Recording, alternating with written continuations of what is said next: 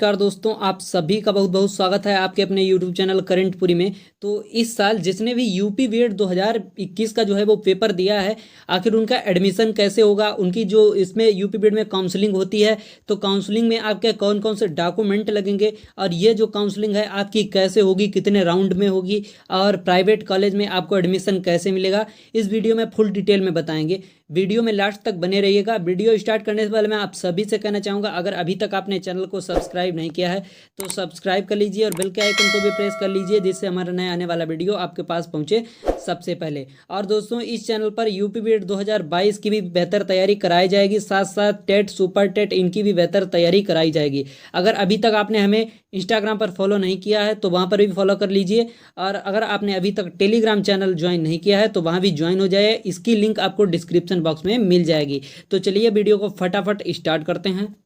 तो सबसे पहले इसके बारे में आपको कुछ नॉर्मल जानकारी दे देते हैं। तो जो आपकी काउंसलिंग होगी, वो आपकी जो काउंसलिंग है वो ऑनलाइन होगी, और जो ये काउंसलिंग है आप अपने आप भी कर सकते हैं, या आपने जहां भी ये ऑनलाइन करवाया था तो वहां से भी आप इसकी जो काउंसलिंग है वो करवा सकते हैं।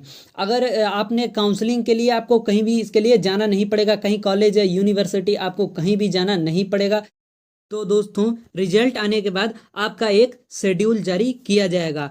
तो उस शेड्यूल में बताया जाएगा कि मतलब कितने राउंड में आपकी जो है काउंसलिंग होनी है। तो आपकी जो काउंसलिंग होगी इसका तो फिक्स है, ये 3 राउंड में होगी। तो यहाँ पर 3 राउंड हैं। पहला है फर्स्ट काउंसलिंग, दूसरा है पूल काउंसलिंग, तीसरा है डायरेक्ट एडमिशन। तो ये आपके 3 राउंड हो गए। और जो आपकी पहली काउंसलिंग है, फर्स्ट काउंसलिंग, तो इसमें टोटल आपके 4 फेजेज होंगे। तो इन 4 फेजेज में जो पहला फेज होगा, दूसरा फेज होगा, तीसरा फेज होगा और चौथा फेज होगा। और पहले फेज में यहाँ पर बताया जाएगा कि कितने से कितने रैंक वालों को पहले फेज में बुलाया जाएगा। जैसे जिसकी सबसे अच्छी रैंक होगी तो उसे पहले बुलाया जाएगा। तो पहले फेज में मान लो पिछले वर्ष 2020 में 1 से 50,000 के बीच में जिसकी भी रैंक थी उसे यहाँ पर बुलाया गया था।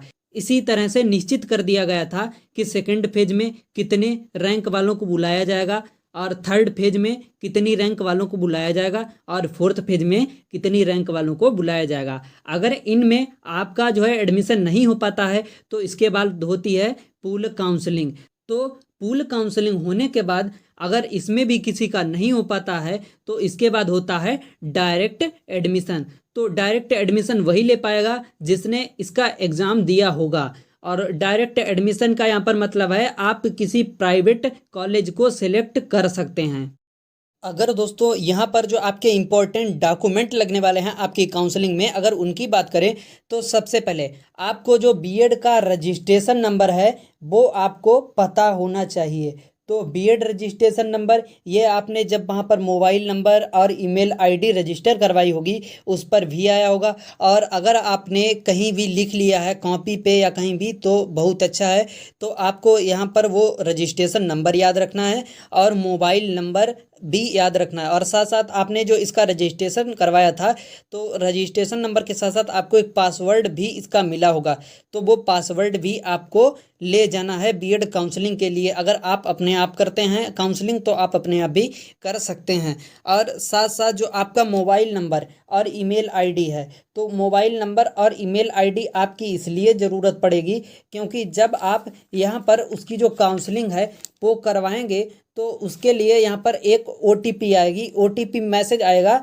तो वो आपका ईमेल आईडी और मोबाइल नंबर दोनों पर आएगा। तो इसके लिए आपको मोबाइल नंबर या ईमेल आईडी, इन दोनों में से एक का होना बहुत ज़रूरी है। और आगे आप देख सकते हैं यहाँ पर बैंक के अकाउंट की जो डिटेल है वो भी मांग रहा है। तो यहाँ पर अगर बैंक अकाउंट की डिटेल की बात करें तो यहाँ पर चाहे आपका जो है या मतलब कोई कैंडिडेट है, चाहे उसका अकाउंट हो या फादर का हो या मदर का हो, किसी का भी अकाउंट यहाँ पर चलेगा। और साथ साथ account number, IFSC code, bank name और ब्रांच, ये आपको याद रखना है। अगर इसके आगे बात करें तो ये याद क्यों रखना है, जो आपकी काउंसलिंग फीस कटेगी। काउंसलिंग फीस में क्या होता है, मतलब ये जो आपकी कटेगी तो आपको सेलेक्ट करने के लिए कॉलेज बोलेगा कि आप कौन सा कॉलेज सेलेक्ट करना चाहते हैं। तो अगर आपको जो आपने कॉलेज सेलेक्ट किया है वो अगर आपको नहीं मिल पाया तो आप जो फीस कटवाएंगे 5750 रुपये, ये आपकी फीस होगी काउंसलिंग की। अगर ये आप जो फीस है वो कटवाएंगे, अगर ये आपको कॉलेज नहीं मिल पाया तो ये आपकी फीस जो है आपके बैंक अकाउंट में रिफ़ंड हो जाएगी। जो आप बैंक अकाउंट लगाएंगे उसी में रिफ़ंड हो जाएगी, चाहे आप कैंडिडेट का लगाएं खुद का, मतलब चाहे फादर का चाहे मदर का, किसी भी आप लगा सकते हैं। और दोस्तों ऐसा नहीं है कि कॉलेज सेलेक्ट करते टाइम आप एक या दो कॉलेज ही सेलेक्ट कर सकते हैं, आप 15 से 20 कॉलेज भी सेलेक्ट कर सकते हैं। आपको जो कॉलेज सही लगते हैं वो आप अपनी मर्जी से सेलेक्ट कर सकते हैं।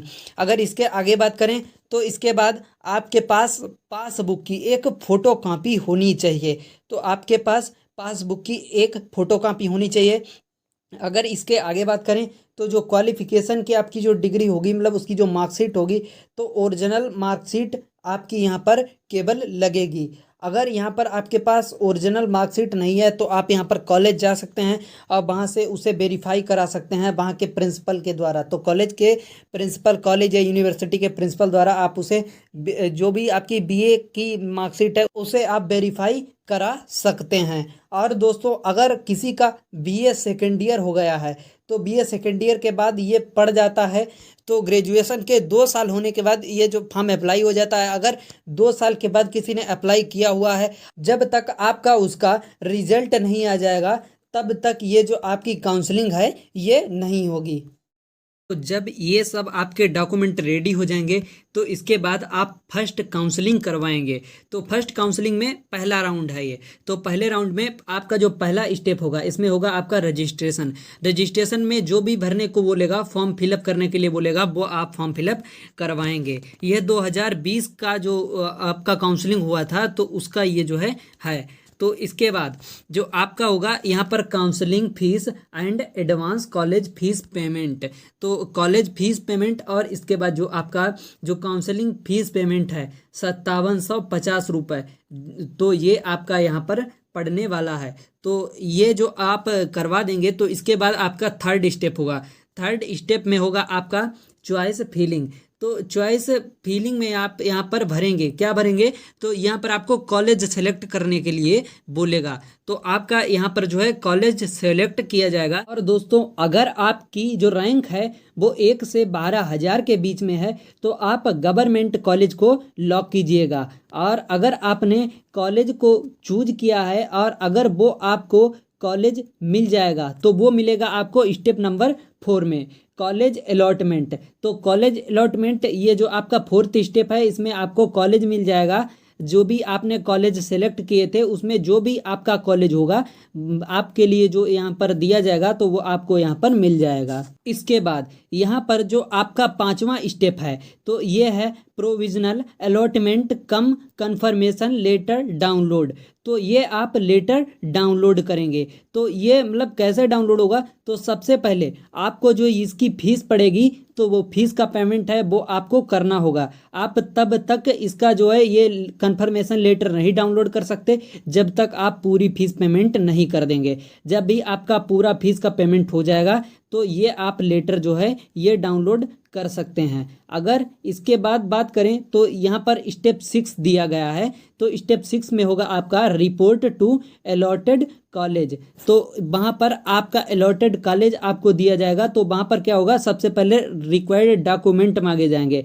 तो जो रिक्वायर्ड डॉक्यूमेंट हैं आपके, मतलब जो चाहिए ही चाहिए हैं, तो वो है आपका print out of provisional allotment cum confirmation letter. तो जो आपके 5वें स्टेप में ये जो कम कंफर्मेशन लेटर था ये मैंने बताया था, जब आप फीस पेमेंट कर देंगे तो उसका आपको मिलेगा। तो उसका प्रिंट आउट यहाँ पर लगने वाला है। इसके बाद कॉपी ऑफ एप्लीकेशन फॉर्म। जब आपने एप्लीकेशन फॉर्म कराया था, मतलब जब आपने अप्लाई किया था तो वो आपका फॉर्म लगेगा।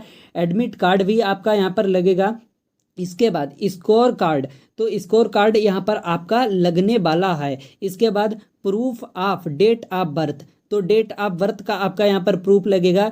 आप यहाँ पर 10th की मार्कशीट लगा सकते हैं। इसके बाद all mark sheets and certificates up to qualifying examination, मतलब 10th का तो ये आपको डेट ऑफ बर्थ के प्रूफ में लग जाएगा, तो ये तो आपका हो ही गया। इसके बाद आपका 12th का, इसके बाद आपका जो ग्रेजुएशन का है वो लगेगा। इसके बाद ऑल मार्क शीट्स ये हो गया। इसके बाद आपको यहाँ पर कैटेगरी सर्टिफिकेट लगाना है, मतलब जाति प्रमाण पत्र, आप जनरल से हैं, ओबीसी से हैं, एससी से हैं या एसटी से हैं, ये आपको लगाना है। इसके बाद ओरिजिनल फोटो आईडी, तो ओरिजिनल फोटो आईडी लगानी है आपको इश्यूड बाई GOI, यानी गवर्नमेंट के द्वारा, गवर्नमेंट ऑफ इंडिया के द्वारा यहाँ पर जो इश्यू हो। तो यहाँ पर जैसे आप इसमें आधार कार्ड लगा सकते हैं, ड्राइविंग लाइसेंस, ये चीज़ें लगेंगी, तो इसमें आप कुछ भी लगा सकते हैं। तो इसके बाद 2 पासपोर्ट साइज फोटोग्राफ, तो यहाँ पर 2 पासपोर्ट साइज फोटोग्राफ लगने वाले हैं। इसके बाद copies of all fees receipts, तो यहाँ पर जो आपने फीस पेमेंट किया होगा तो उसके लिए आपको जो प्रूफ दिया जाएगा तो उसकी भी यहाँ पर फोटो कॉपी लगने वाली है। चाहे अगर आपने प्राइवेट में अगर फीस जमा की है तो उसका भी यहाँ पर जो फोटो कॉपी है वो लगेगी। अगर आपका जो सरकारी कॉलेज मिला है तो वो जहाँ पर आपकी फीस मांगी जाएगी तो उसका जो आपको प्रूफ मिलेगा तो वो भी आपकी यहाँ पर फोटो कॉपी लगने वाली है।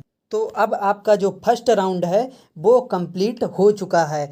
और दोस्तों अगर फर्स्ट राउंड में किसी का नहीं आता है तो अब आता है सेकेंड राउंड। तो सेकेंड राउंड जो है आपका, तो ये है पूल काउंसलिंग। तो पूल काउंसलिंग में भी सेम प्रोसेस है। सबसे पहले आपका ये काउंसलिंग के लिए जो रजिस्ट्रेशन होगा ये होगा।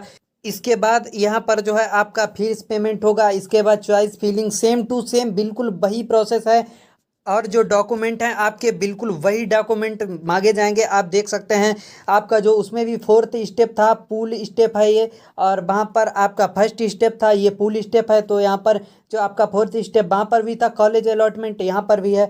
और 5th में कन्फर्मेशन कन्फर्मेशन लेटर डाउनलोड, तो सेम टू सेम वही प्रोसेस है। इसके बाद आपका डॉक्यूमेंट रिक्वायर्ड, और इसके बाद रिपोर्ट टू अलॉट कॉलेज। इसके बाद आपका आ जाएगा राउंड 3। राउंड 3 में आप प्राइवेट कॉलेज में एडमिशन ले सकते हैं। और प्राइवेट कॉलेज में एडमिशन वही ले सकता है जिसने भी 2021 यूपी बीएड का एग्ज़ाम दिया हुआ है। उम्मीद करता हूं दोस्तों आपके लिए वीडियो हेल्पफुल होगा एंड आई होप आपको वीडियो पसंद आया होगा। अगर वीडियो पसंद आया हो तो वीडियो को लाइक करें, शेयर करें और चैनल को सब्सक्राइब करें। और दोस्तों इस चैनल पर यूपी बीएड 2022 की बेहतर तैयारी कराई जाएगी। साथ साथ दोस्तों इस चैनल पर टेट सुपर टेट की भी बेहतर तैयारी कराई जाएगी। तो दोस्तों चैनल को सब्सक्राइब करना बिल्कुल मत भूलिएगा। तो मिलते हैं नेक्स्ट वीडियो में, तब तक के लिए tata bye bye and take care.